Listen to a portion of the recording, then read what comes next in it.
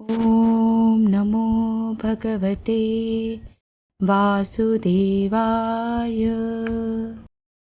तीसरा अध्याय। गजेंद्र के द्वारा भगवान की स्तुति और उसका संकट से मुक्त होना। श्री सुखदेव जी कहते हैं, परीक्षित, अपनी बुद्धि से ऐसा निश्चय करके गजेंद्र ने अपने मन को हृदय में एकाग्र किया और फिर पूर्व जन्म में सीखे हुए श्रेष्ठ स्तोत्र के जप द्वारा भगवान की स्तुति करने लगा। गजेंद्र ने कहा, जो जगत के मूल कारण है और सबके हृदय में पुरुष के रूप में विराजमान है एवं समस्त जगत के एकमात्र स्वामी हैं, जिनके कारण इस संसार में चेतना का विस्तार होता है, उन भगवान को मैं नमस्कार करता हूँ, प्रेम से उनका ध्यान करता हूँ।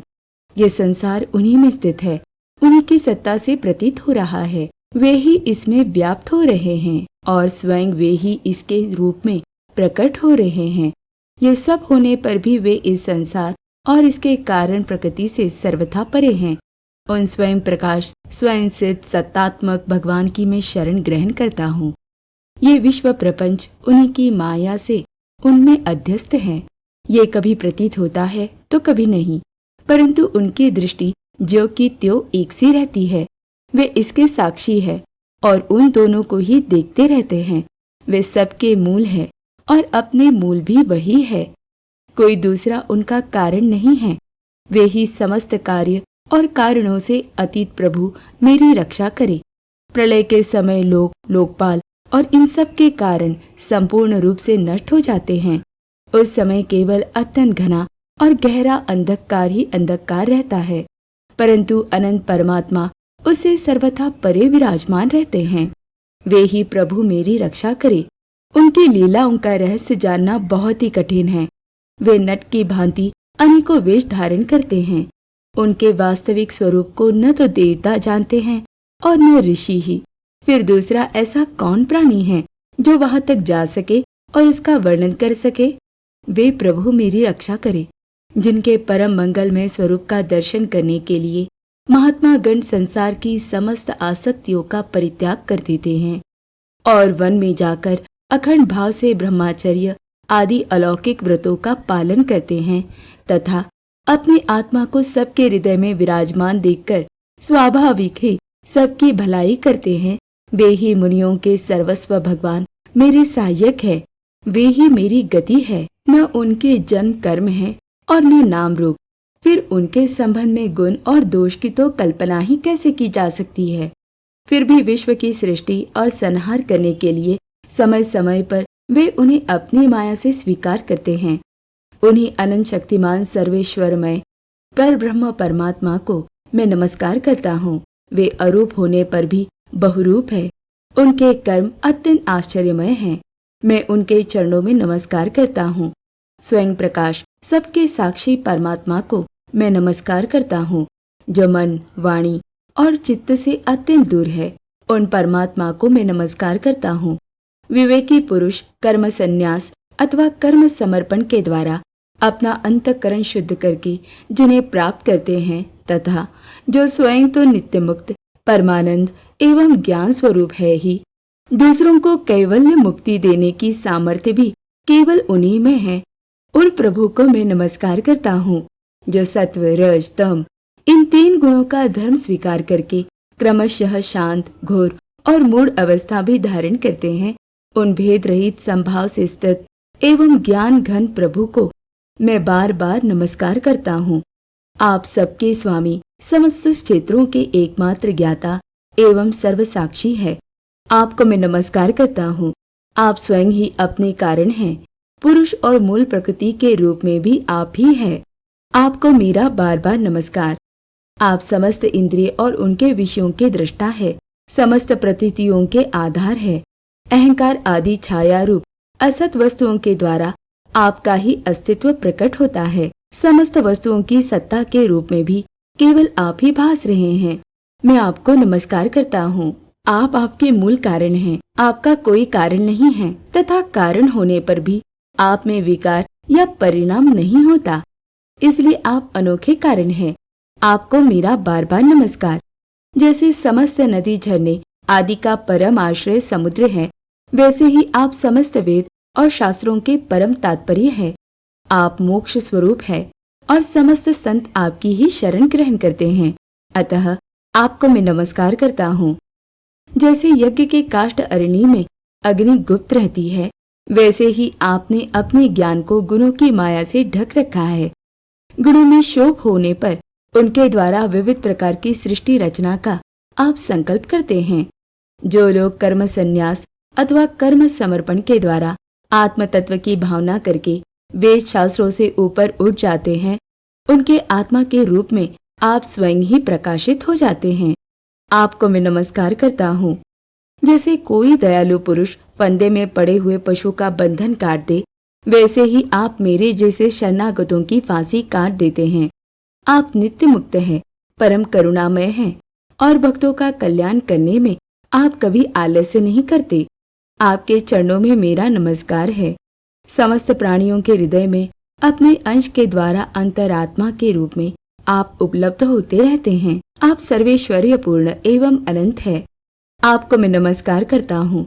जो लोग शरीर, पुत्र, गुरुजन, गृह, संपत्ति और स्वजनों में आसक्त हैं, उन्हें आपकी प्राप्ति अत्यंत कठिन है, क्योंकि आप स्वयं गुणों की आसक्ति से रहित है। जीवन मुक्त पुरुष अपने हृदय में आपका निरंतर चिंतन करते रहते हैं। उन सर्वैश्वर्य पूर्ण ज्ञान स्वरूप भगवान को मैं नमस्कार करता हूँ। धर्म, अर्थ, काम और मोक्ष की कामना से मनुष्य उन्हीं का भजन करके अपनी अभिष्ट वस्तु प्राप्त कर लेते हैं। इतना ही नहीं, वे उनको सभी प्रकार का सुख देते हैं और अपने ही जैसा अविनाशी पार्षद शरीर भी देते हैं। वे ही परम दयालु प्रभु मेरा उद्धार करे। जिनके अनन्य प्रेमी भक्तजन उन्हीं की शरण में रहते हुए उनसे किसी भी वस्तु की, यहाँ तक कि मोक्ष की भी अभिलाषा नहीं करते, केवल उनकी परम दिव्य मंगलमयी लीलाओं का गान करते हुए आनंद के समुद्र में निमग्न रहते हैं। जो अविनाशी, सर्वशक्तिमान, अव्यक्त, इंद्रियातीत और अत्यंत सूक्ष्म है, जो अत्यंत निकट रहने पर भी बहुत दूर जान पड़ते हैं, जो आध्यात्मिक योग अर्थात ज्ञान योग या भक्ति योग के द्वारा प्राप्त होते हैं, उन्हीं आदि पुरुष अनंत एवं परिपूर्ण परब्रह्म परमात्मा की मैं स्तुति करता हूँ। जिनकी अत्यंत छोटी कला से अनेकों नाम रूप के भेदभाव से युक्त ब्रह्मा आदि देवता, वेद और चराचर लोकों की सृष्टि हुई है। जैसे धधकती हुई आग से लपटे और प्रकाशमान सूर्य से उनकी किरणें बार बार निकलती और लीन होती रहती है, वैसे ही जिन स्वयं प्रकाश परमात्मा से बुद्धि, मन, इंद्रिय और शरीर जो गुणों के प्रवाह रूप है, बार बार प्रकट होते तथा लीन हो जाते हैं, वे भगवान न देवता है और न असुर। वे मनुष्य और पशु पक्षी भी नहीं हैं। न वे स्त्री है, न पुरुष और न नपुंसक। वे कोई साधारण या असाधारण प्राणी भी नहीं है। न वे गुण है और न कर्म, न कार्य है और न तो कारण ही। सबका निषेध हो जाने पर जो कुछ बचा रहता है वही उनका स्वरूप है तथा वे ही सब कुछ है। वे ही परमात्मा मेरे उद्धार के लिए प्रकट हो।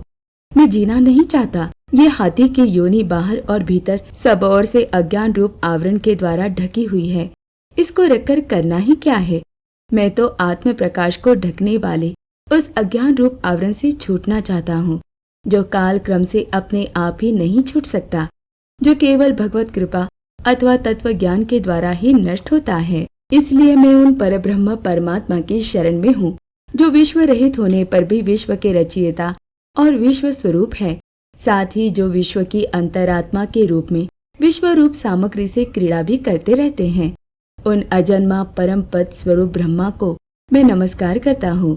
योगी लोग योग के द्वारा कर्म, कर्म वासना और कर्म फल को भस्म करके अपने योग शुद्ध हृदय में जिन योगेश्वर भगवान का साक्षात्कार करते हैं, उन प्रभु को मैं नमस्कार करता हूँ। प्रभु, आपकी 3 शक्तियों सत्व, रज और तम के रागादि वेग असह्य है।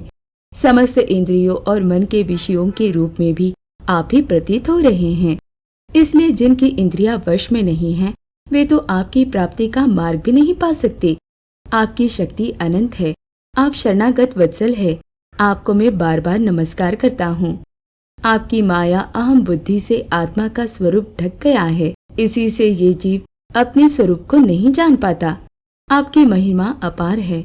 उन सर्वशक्तिमान एवं माधुर्य निधि भगवान की मैं शरण में हूँ। श्री सुखदेव जी कहते हैं, परीक्षित, गजेंद्र ने बिना किसी भेदभाव के निर्विशेष रूप से भगवान की स्तुति की थी। इसलिए भिन्न भिन्न नाम और रूप को अपना स्वरूप मानने वाले ब्रह्मा आदि देवता उसकी रक्षा करने के लिए नहीं आए। उस समय सर्वात्मा होने के कारण सर्वदेव स्वरूप स्वयं भगवान श्री हरि प्रकट हो गए। विश्व के एकमात्र आधार भगवान ने देखा कि गजेंद्र अत्यंत पीड़ित हो रहा है, अतः उसकी स्तुति सुनकर वेद में गरुड़ पर सवार हो चक्रधारी भगवान बड़ी शीघ्रता से वहां के लिए चल पड़े, जहां गजेंद्र अत्यंत संकट में पड़ा हुआ था। उनके साथ स्तुति करते हुए देवता भी आए। सरोवर के भीतर बलवान ग्रह ने गजेंद्र को पकड़ रखा था और वो अत्यंत व्याकुल हो रहा था। जब उसने देखा कि आकाश में गरुड़ पर सवार होकर हाथ में चक्र लिए भगवान श्री हरि आ रहे हैं, तब अपनी सूंड में कमल का एक सुंदर पुष्प लेकर उसने ऊपर को उठाया और बड़े कष्ट से बोला, नारायण, जगत गुरु, भगवान, आपको नमस्कार है। जब भगवान ने देखा कि गजेंद्र अत्यंत पीड़ित हो रहा है, तब वे एक बारगी गरुड़ को छोड़कर कूद पड़े और कृपा करके गजेंद्र के साथ ही ग्रह को भी बड़ी शीघ्रता से सरोवर के बाहर निकाल लाए। फिर सब देवताओं के सामने ही भगवान श्री हरि ने चक्र से ग्रह का मुंह फाड़ डाला और गजेंद्र को छुड़ा लिया। ओम नमो भगवते वासुदेवाय।